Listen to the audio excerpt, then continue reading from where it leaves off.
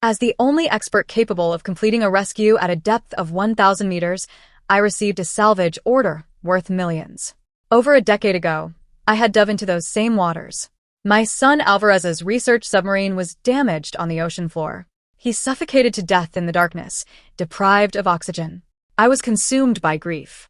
It was my husband Thomas who held me through countless nights of despair. Only later did I discover the truth. The only rescue vessel capable of reaching Alvarez's depth had been available. Thomas had ordered it elsewhere. Not to save dozens of lives. Not to prevent a disaster. But to help his best friend's daughter, Phoebe. The girl had slipped into the shallow end of a swimming pool and swallowed a mouthful of water. While my son suffocated beneath 1,100 meters of ocean, Thomas raced to her side. The day I learned that truth, my marriage died. I signed the divorce papers without hesitation. Afterward, I buried myself in deep-sea rescue and salvage work. I spent years studying ocean currents, underwater structures, pressure systems, and emergency recovery operations.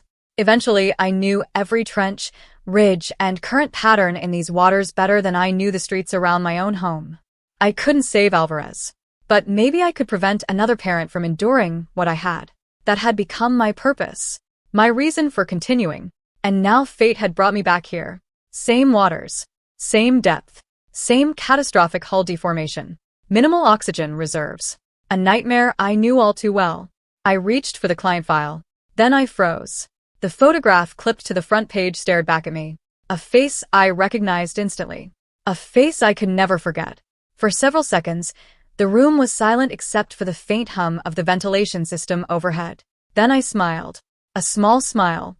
Cold and humorless. I slid the folder back across the table. I'm not taking this dive. Across from me, Julian nearly choked. What? He snatched the file and shoved it back toward me. Samuel, have you completely lost your mind? His fingers stabbed the contract. $10 million. Do you have any idea how many dangerous operations we'd need to complete to earn this kind of money? He stared at me as if waiting for a punchline. When none came, his expression darkened. You don't just walk away from a rescue like this. Give me one good reason. I ignored him. Pulling on my gloves, I moved toward the equipment rack and began inspecting a pressure regulator. I said I'm not diving. That's not an answer. It is. Julian flipped through the file aggressively. Then look at this. He opened to the final pages. The hull damage is severe. Oxygen reserves are estimated at less than 24 hours. He hesitated. There's still someone alive in there. My hand stopped turning the valve. A 23-year-old woman. Silence settled over the room. 23. The same age Alvarez had been when he died. Julian noticed my expression immediately. His voice softened. Samuel, you're the only person on this team who can pull off a docking rescue at that depth. He stepped closer. If you don't go, she's going to die. I finished tightening the valve before setting it carefully back into place. Then I turned toward him. Julian. My voice remained calm. You've worked beside me for 7 years. He nodded. When have I ever refused a rescue because it was dangerous? Julian opened his mouth, then closed it, because he couldn't answer.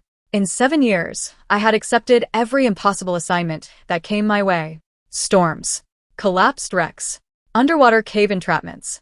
Once, a current at 400 meters had slammed me into a steel support beam hard enough to crack 3 ribs. Another time, I'd pulled the body of a child from the ocean floor after a failed rescue attempt. I had spent the entire night afterward vomiting over the stern rail because I couldn't erase the image from my head. Danger had never stopped me. Fear had never stopped me. Yet today I was refusing. Julian rubbed a hand over his face. Then why? I looked away. Because some wounds never healed. Because some names never stopped hurting. Because the person asking for help had once taken everything from me. But I said none of that. Instead, I simply replied, trust me. His jaw tightened. Whether from frustration or disappointment, I couldn't tell. Finally, he slammed the folder shut. Fine. The sharp crack echoed through the room. I trust you. He walked toward the door. Just before leaving, he paused. His voice sounded quieter this time. That girl is still someone's child, Samuel. I didn't answer. A moment later, the door closed. And I was alone. The equipment room suddenly felt much larger than before. I stared at the folder lying on the table. Slowly, I opened it again. Thomas's photograph stared back at me. Older now. More lines around his eyes. more gray in his hair, but otherwise unchanged. I remembered Alvarez gasping for oxygen in the darkness. I remembered the rescue vessel that never came. And I remembered the phone call that had sealed my son's fate. "Thomas, please come." Phoebe's tearful voice still echoed in my memory. Alice fell into the pool. The emergency had been laughably small.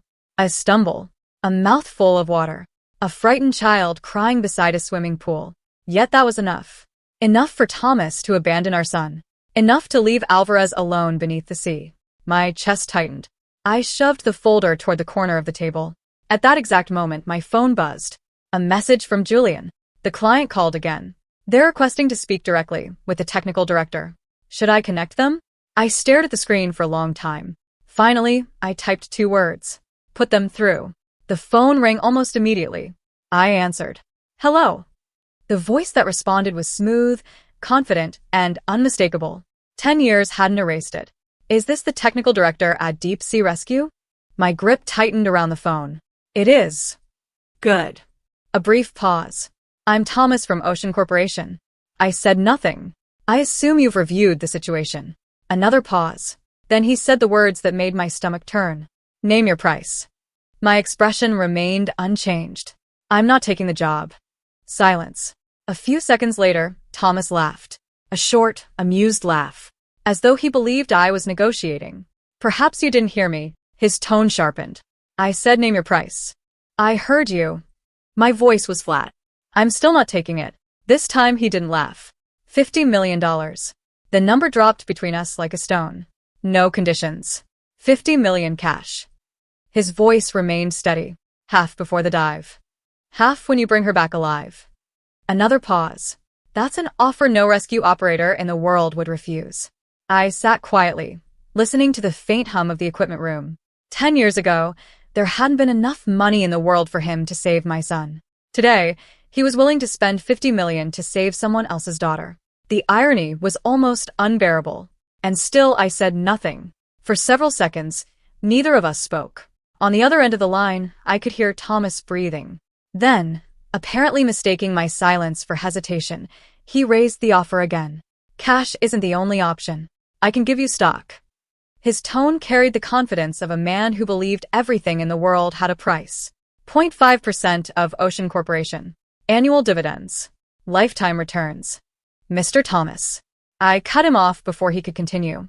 When I said I'm not taking the job, I wasn't negotiating.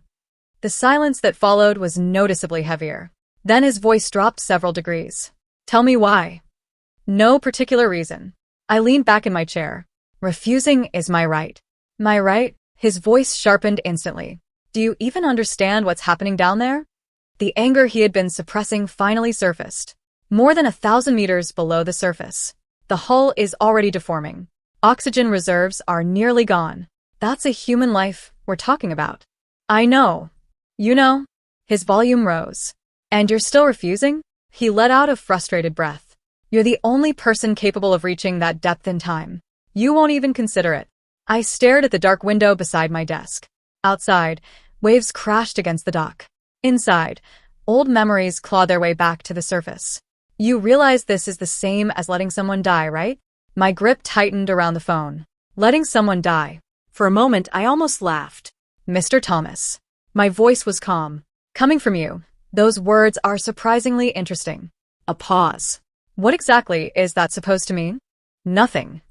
I looked down at the rescue file. "I simply can't take the job." "You'll have to find someone else." "There is no one else." The shout exploded through the receiver. "I've already investigated every rescue team operating in these waters." His breathing sounded ragged. "You're the only one qualified to descend immediately." His voice hardened. "If you're refusing, then at least give me a reason." I closed the file. "Then there's nothing I can do." "You." He stopped himself. When he spoke again, every word sounded as though it had been forced through clenched teeth. "Listen carefully." The threat was obvious before he even said it. "I don't care about your reasons. I don't care about your attitude. I'm giving you 2 hours." His voice turned icy. "If your answer remains the same after 2 hours, you and your entire operation can forget about working in this industry ever again." For a second, the room was completely silent. I closed my eyes. Then I replied softly, "Mr. Thomas, if I were you, I'd spend those 2 hours looking for another solution. His breathing paused. Because if you keep wasting time threatening me, you won't just fail to bring your daughter back. I opened my eyes. You may not even recover her body. Good luck. I hung up. The line went dead. A moment later, Julian cautiously poked his head through the equipment room door. He took one look at my face and immediately knew the call hadn't gone well. What kind of history do you have with that guy? I finished tightening the last valve and wiped my hands with a rag. He owes me a life. Julian froze. But before he could ask anything else, I walked past him. The conversation was over. At 3 a.m, someone kicked my dormitory door so hard the hinges rattled. Samuel. The door burst open. I sat upright instantly. Julian stood in the doorway. His face was deathly pale. Something was terribly wrong. What happened? It's Clark. The words hit me like a punch. Julian's daughter. My stomach dropped. What about her? Julian stumbled inside and shoved his phone toward me. Her company transferred her. What? Tonight. His voice shook violently. She was moved from the administrative department to an inspection crew on a deep-sea drilling platform. I felt a chill crawl down my spine. When? Just now. Julian looked like he was on the verge of collapse. She received the notice this afternoon. His eyes were bloodshot. They told her to report immediately. She studied financial management, Samuel. She doesn't even know how offshore operations work. She doesn't have an offshore certification. Every sentence sounded more desperate than the last. Did you call her? I tried. His hands trembled. She won't answer. I took the phone from him. The last message had arrived 30 minutes earlier. A blurry photograph filled the screen. Steel railings. Dark ocean. Wind-blurred lights. The endless black sea stretching into the distance. Beneath the image was a message. Dad, I'm here. The wind is really strong. We'll talk tomorrow. Good night. I stared at the words. Something felt horribly wrong. Samuel. Julian suddenly sank to the floor. His hands clutched his hair. His voice cracked. I know it was Thomas. I looked at him.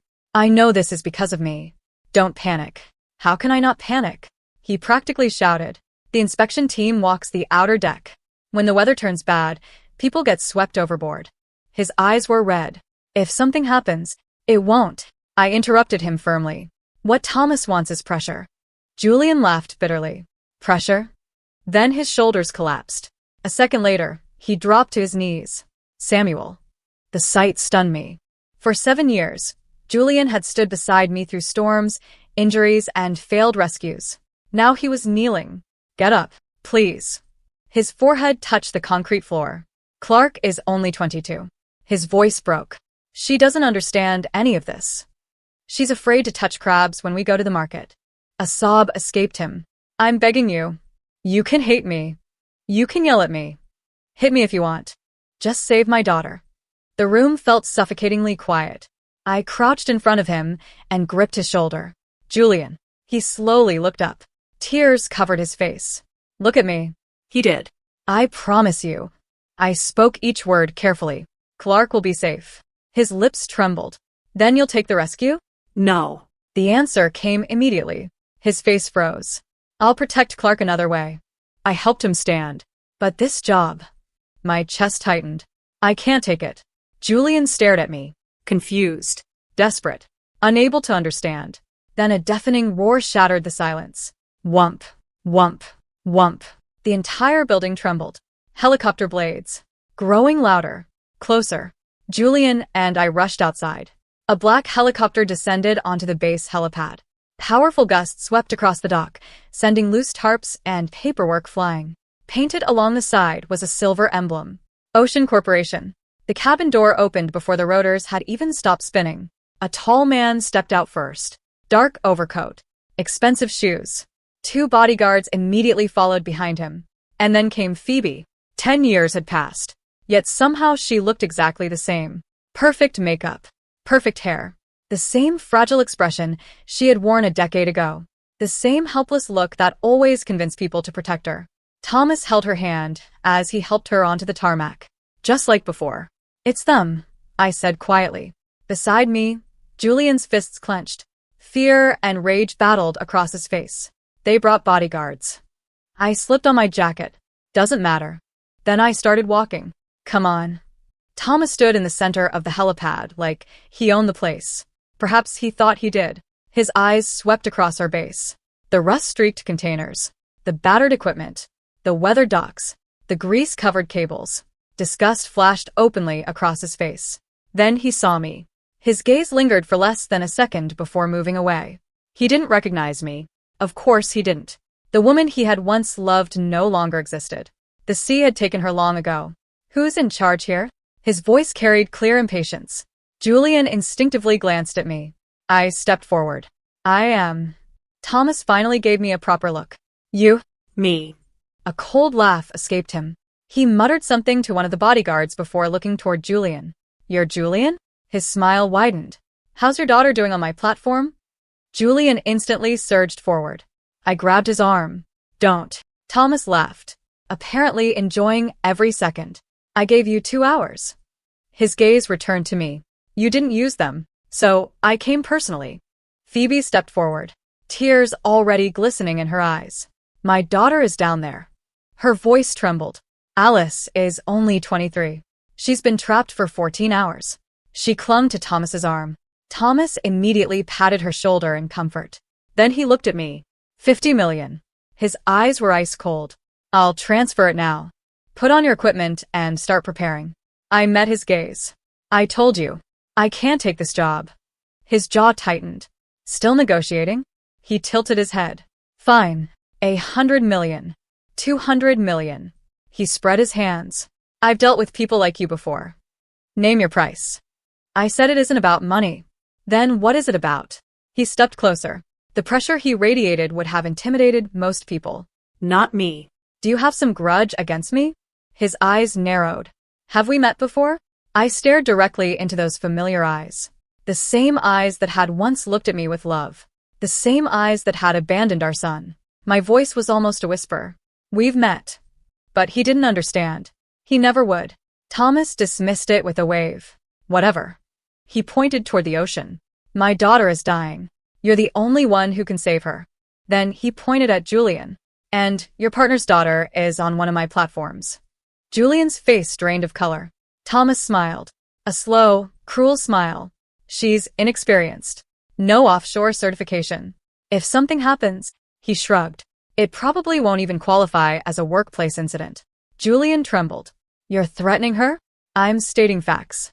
Thomas checked his watch. Last chance. I remained silent. He pulled out his phone. Made a call. The platform. His voice was casual. Put the new intern on night inspection duty. A pause. Yes. Alone. The entire deck perimeter. Julian broke. No. He lunged forward. One of the bodyguards shoved him back. Julian crashed into a shipping container with a sickening thud. Blood immediately appeared along his temple. Julian. But he was already crawling back to his feet. Then, in front of everyone, he fell to his knees. Samuel. His voice cracked. Please.